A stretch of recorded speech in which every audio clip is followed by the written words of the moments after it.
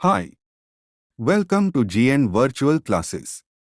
For success in competition exams, our team will provide you the best study material. Subscribe us for updates. प्रिय विद्यार्थियों, आज हम CTET के हिंदी के paper के विषय में बात करेंगे। आप सब जानते हैं कि आज तक आप लोगों ने अलग अलग परीक्षाओं में 10वीं में, 12वीं में, बीए में, बीएससी में और बीएड में हिंदी एक विषय के रूप में लिया।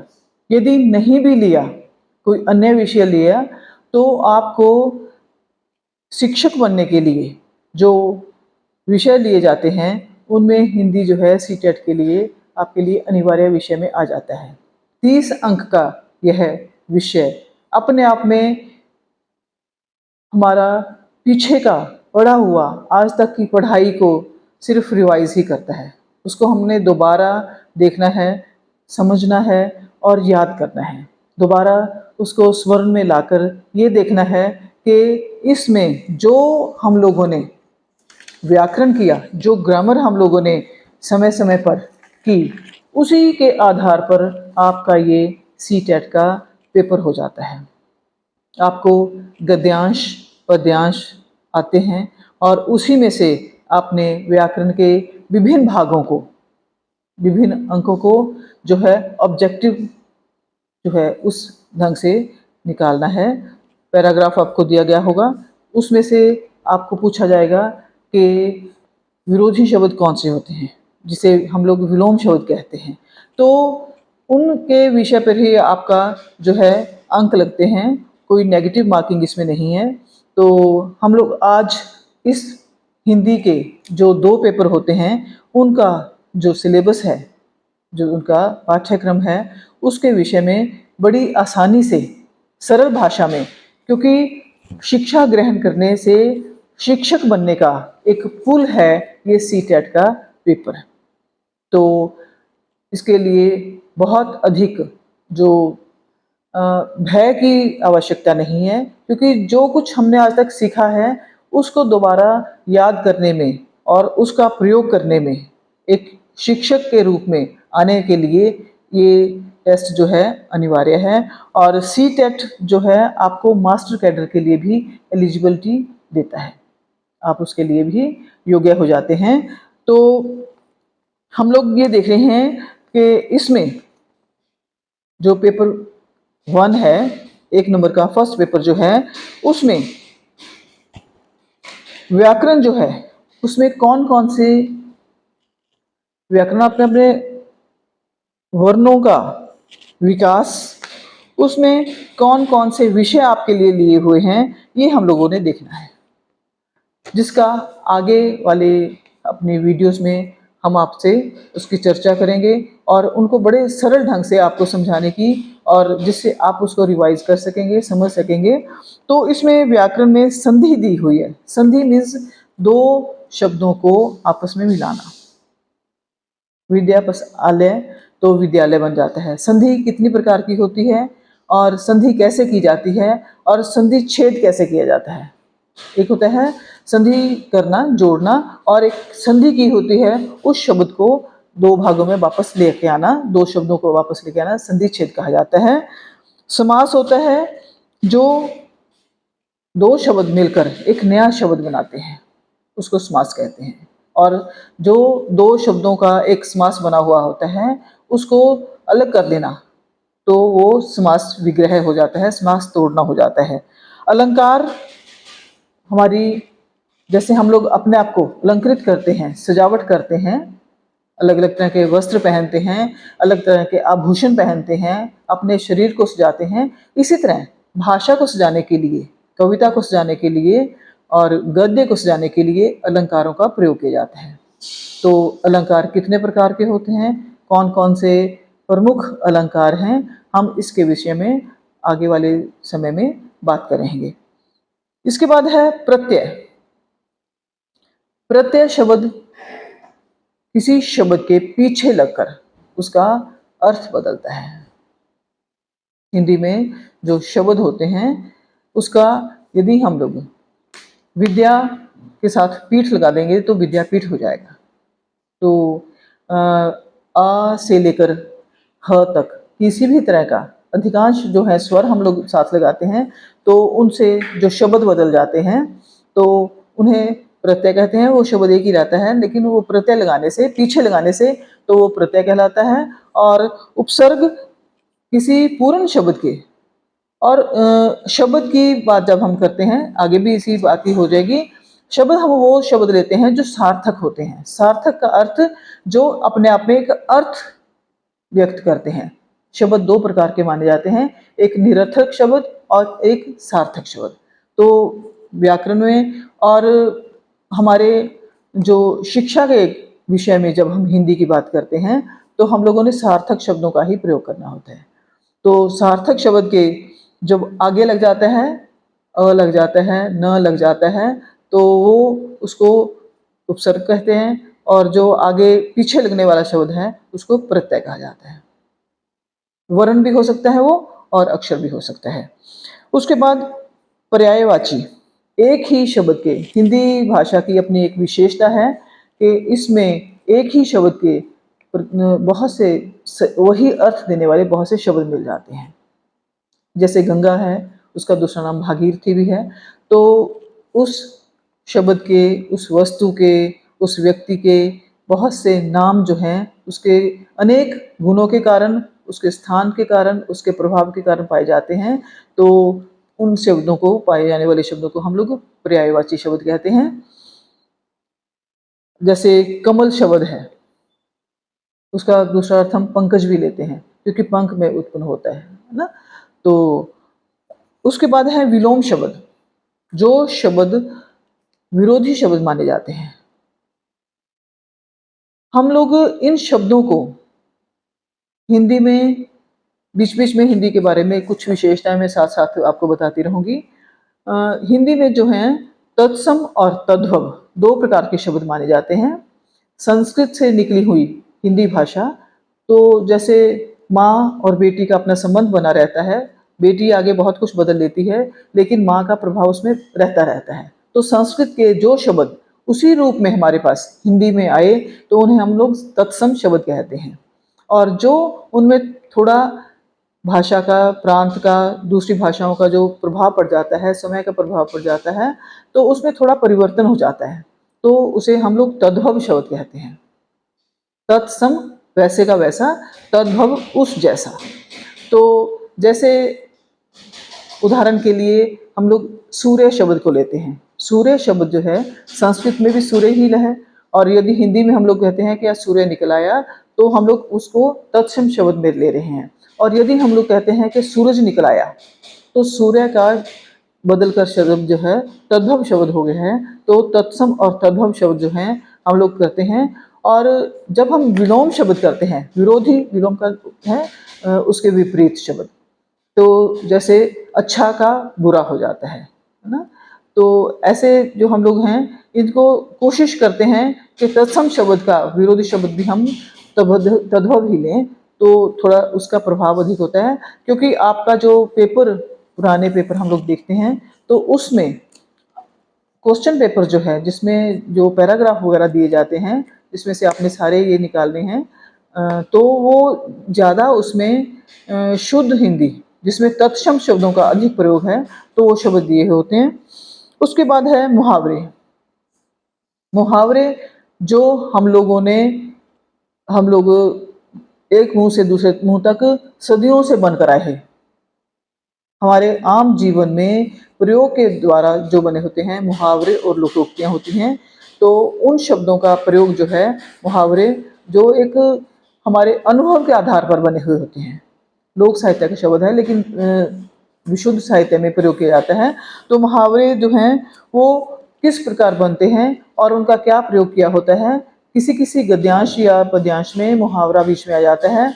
तो आपसे 4 उन्होंने उत्तर पूछे होते हैं, उनमें से आपने देखना है कि इसमें मुहावरा कौन सा ठीक है। और उसके पास गद्यांश है और पद्यांश। पद्यांश मीन्स कविता का भाग, एक पैराग्राफ कविता का, उसके कुछ पद, कुछ पंक्तियाँ, और गद्यांश होता है गद्य का, जिसको प्रोज कहते हैं। कहानी, उपन्यास, नाटक, निबंध, किसी में से भी कुछ भी लिया जाए उसको हम लोग गद्यांश कहते हैं, उस गद्य का भाग। तो इसके साथ साथ पेडागोगी ऑफ लैंग्वेज कॉम्प्रिहेंशन, इसमें के भाषा का हम अधिगम, भाषा को कैसे सीख सकते हैं, ग्रहण कर सकते हैं, और अर्जन उसको इकट्ठा कैसे किया जाता है। फिर भाषा विकास की अवस्था, भाषा किस प्रकार विकसित हुई। हम लोग किस समय में, जब हमें हमारी कोई भाषा नहीं थी, हमारे और पशुओं में कोई अंतर नहीं था, वहां से हम लोगों ने आंगिक भाषा, वाचिक भाषा, आजकल यांत्रिक भाषा, तो उस तक कहाँ कैसे पहुँचे, ये सारा विकास जो है संक्षेप में हम इसमें करेंगे। फिर इस भाषा की क्या परिभाषा होती है, कितने प्रकार की भाषा होती है, भाषा सिखाने के कौन कौन से सिद्धांत हैं, क्योंकि अब इस टेस्ट के बाद आप शिक्षक बन जाएंगे, पढ़ने से स्थान पर अब पढ़ाने वाले हो जाएंगे। तो उसके लिए अब भाषा आपने सिखानी है, उसके लिए कौन कौन से सिद्धांत होने चाहिए, और इसको सिखाने का क्या अर्थ है, किस प्रकार ये भाषा सिखाई जाती है, इसका उद्देश्य क्या है। भाषा विशुद्ध होनी चाहिए, शुद्ध होनी चाहिए, वो अपने नियमों के बीच में बंधी होनी चाहिए। तो उसकी भाषा क्या है, उसके सिद्धांत क्या हैं, किन किन ढंग से हम लोग अपने विद्यार्थियों को भाषा सिखा सकते हैं। ऐसी नहीं है कि बच्चों को भाषा नहीं आती होती, लेकिन जो साहित्यिक भाषा है, जिसको हम लोग नियमों में बांधकर, जिसको हम लोग पुस्तकें लिखने के लिए, संविधान लिखने के लिए या सरकारी कामकाज के लिए उपयोग करते हैं, तो उस भाषा को कैसे सिखाया जाएगा। ये भाषा कैसे सुनी जाती है, सुनकर कैसे सीखी जाती है, कैसे ये मुख से, मौखिक मीन्स मुख से बोलकर कैसे सिखाई जाती है बच्चों को, इस प्रकार हम, क्योंकि हिंदी जो है ये मुंह से के अलग अलग अंगों से निकली है और बहुत वैज्ञानिक भाषा है। तो ये हम भाषा किस प्रकार बोलते हैं, कौन सा तवर्ग है, कौन सा कवर्ग है, ये हम लोग अगले वाली वीडियो में करेंगे। और लेखन लिखकर, भाषा लिखकर कैसे सिखाई जाती है, और फिर हम लोग बच्चों को जब बोल लिया, लिख लिया, तो उसको कहा जाता है कि अपना पढ़ो। अपना पढ़ने के माध्यम से भाषा कैसे सीखते हैं, ये सारे जो हैं इसमें आ जाएंगे।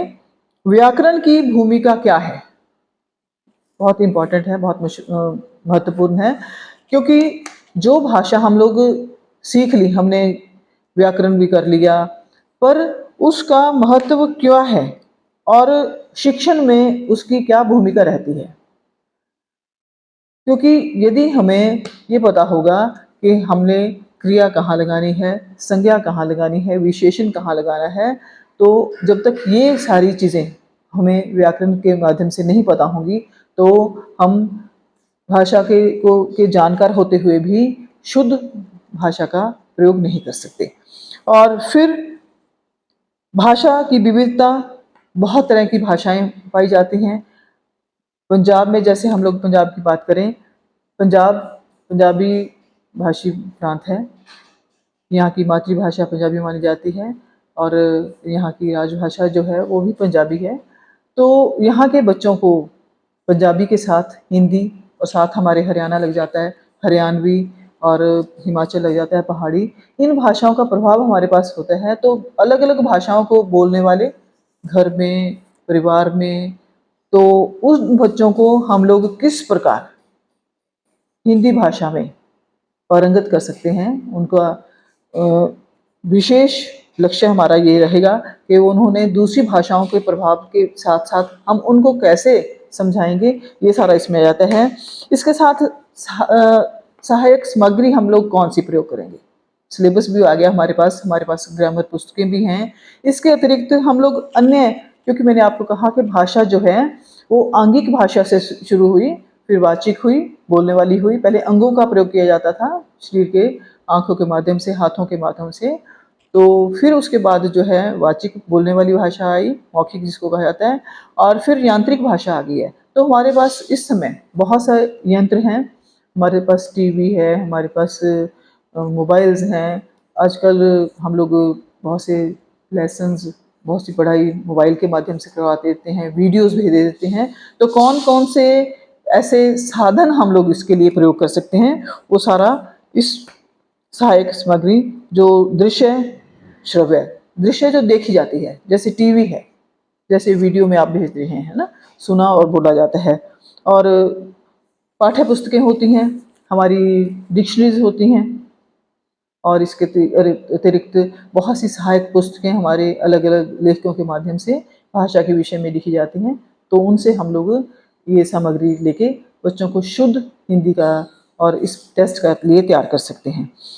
फिर उपचारात्मक के बीच बीच में बच्चों को जो प्रॉब्लम आ जाती हैं, जो उनको कठिनाइयाँ आती हैं, और निदानात्मक, उनका हम लोगों ने निदान करना है।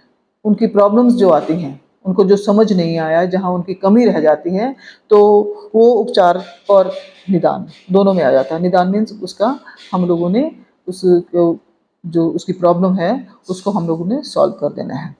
और फिर शिक्षक बन गए हैं, पढ़ा लिया, और बच्चे ने कहाँ क्या सीखा, उसका एक ही तरीका है कि उसका मूल्यांकन करने के लिए उसका हम लोग पेपर लेते हैं, टेस्ट लेते हैं, या वैसे क्लास में खड़े करके हम लोग उनमें से पूछ लेते हैं। तो मूल्यांकन की कौन कौन सी विधियां हैं, कौन कौन किस किस प्रकार हम बच्चों का मूल्यांकन कर सकते हैं, हम लोग पढ़ाने के साथ उस दिन कर सकते हैं, उसके दूसरे दिन कर सकते हैं, हफ्ते में उसका टेस्ट लेकर सुनकर कर सकते हैं, और ब्लैक बोर्ड पे उनसे काम करवा के, ताकि उनकी प्रगति होती रहे इस शिक्षा में। और किस प्रकार हम उनका निरीक्षण करके किस प्रकार हम उनको अंक दे सकते हैं, और किस प्रकार उनमें हम लोग आगे विकास कर सकते हैं। इसका ये था इनका सी-टेट का हिंदी का पहले पेपर का सिलेबस, और इसके बाद सी-टेट हिंदी का पेपर दूसरे का सिलेबस है। तो इसमें जो है आपको हिंदी भाषा में कॉम्प्रिहेंशन, मैंने आपको पहले भी बताया, एक गद्यांश या पद्यांश आपको आया होगा, और उसमें से आप लोगों को जो भी चीज़ें हैं व्याकरण की, जैसे हम लोगों ने पहले कहा, समास, अलंकार, प्रत्यय, उपसर्ग, विलोम, मुहावरे, अब इन चीज़ों को कैसे हम लोगों ने सीखना है, सीखने का हमारा ढंग क्या रहेगा, और फिर उसको कैसे हम लोगों ने अपने उनको ग्रहण करना है। इसके लिए हिंदी के जो हैं तकनीकी शब्द प्रयोग किए गए हैं, अधिगम और अर्जन। अधिगम होता है सीखना, हम लोग उसको कैसे सीख रहे हैं, और अर्जन होता है अब उसको हम लोग इकट्ठा कैसे कर सकते हैं। परमात्मा ने हमारा जो दिमाग बनाया है, वो कुछ 2-4 बार पढ़ने के बाद उसको एक तरफ इकट्ठा कर लेता है। जब हम तीसरी बार उसको देखेंगे, हमें याद आ जाएगा, हाँ हमने पहले भी सीखा था। तो किस तरह हम उसको ग्रहण कर रहे हैं, बच्चों को ग्रहण करना कैसे सिखाना है, क्योंकि आप लोगों ने टेस्ट में ये काम करना पड़ेगा। और फिर भाषा के विकास की अवस्था क्या है, उसकी परिभाषा क्या है, और इसके कितने प्रकार हैं, पहले टेस्ट जैसा ही है। दूसरा गद्यांश आ जाएगा। सबसे बड़ी आसान आप लोगों के सरल बात है आप लोगों के लिए है कि आपने अपनी तरफ से कोई गद्यांश नहीं लिखना।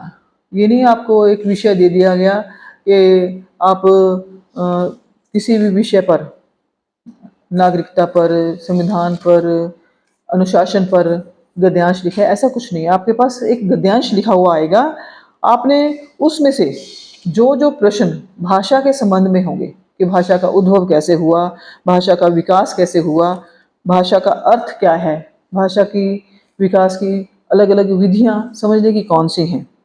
पद्यांश भी मैंने आपको बताया कि गद्य विधाएं, जिसमें कहानी, उपन्यास, नाटक, एकांकी, निबंध, आलोचना, किसी भी चीज़ से आप लोगों को गद्यांश आ सकता है, जिसमें से आपने ये सारी चीज़ें भाषा की निकालनी है कि कौन कौन सी चीज़ आपके 4 क्वेश्चन में से कौन सी ठीक है।